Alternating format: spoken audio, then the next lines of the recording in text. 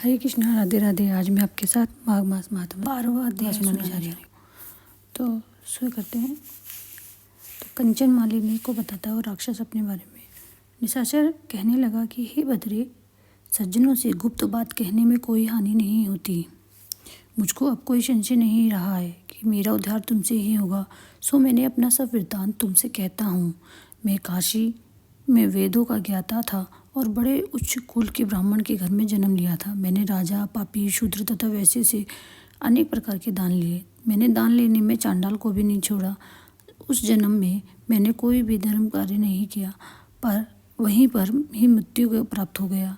तीर्थ स्थान पर मरने के कारण नरक में नहीं गया। पहले 2 बार गिद्ध योनि में, 3 बार व्याघ्र योनि में, 2 बार सर्प योनि में, 1 बार उल्लू की योनि में और अब 10वीं बार राक्षस हुआ हूँ और सैकड़ों वर्ष से इसी योनि में हूँ।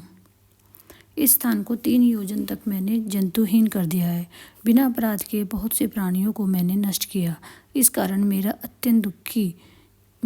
मन अत्यंत दुखी है। तुम्हारे दर्शन से चित्त में कुछ शांति अवश्य आई है, क्योंकि सज्जनों का संग तुरंत ही सुखदायी होता है।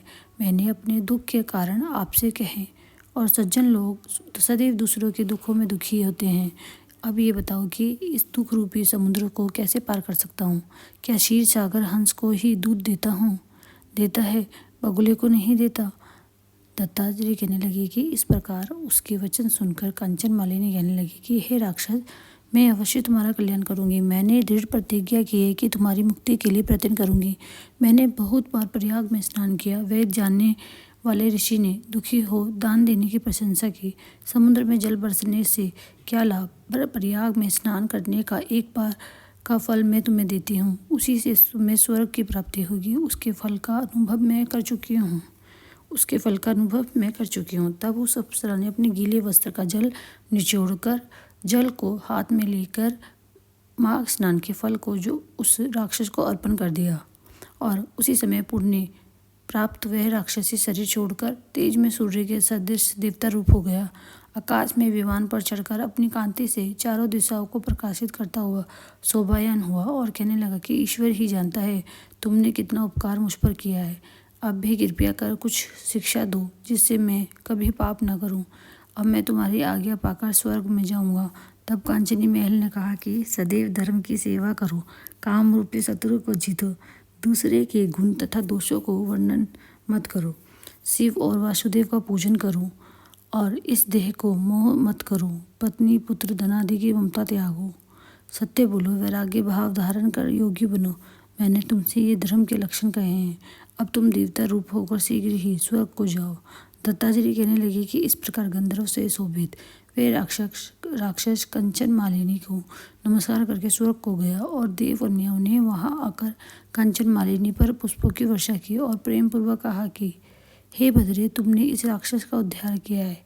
इस दुष्ट के डर से कोई भी वन में प्रवेश नहीं करता था। अब हम निडर होकर विचरेंगी। इस प्रकार कंचन मालिनी उस राक्षस का उद्धार करके प्रेम पूर्वक देव कन्याओं से क्रीड़ा करते हुए शिवलोक को गई।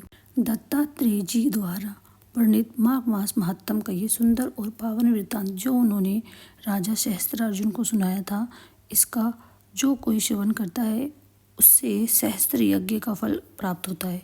जो भी इस महात्म्य को सुनता है, इस अध्याय को, उसको सहस्त्र गुना फल मिलता है यज्ञ का।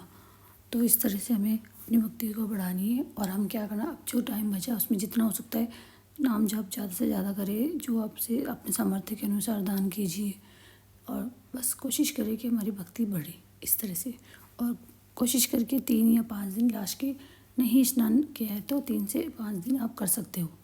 हरे कृष्णा, राधे राधे।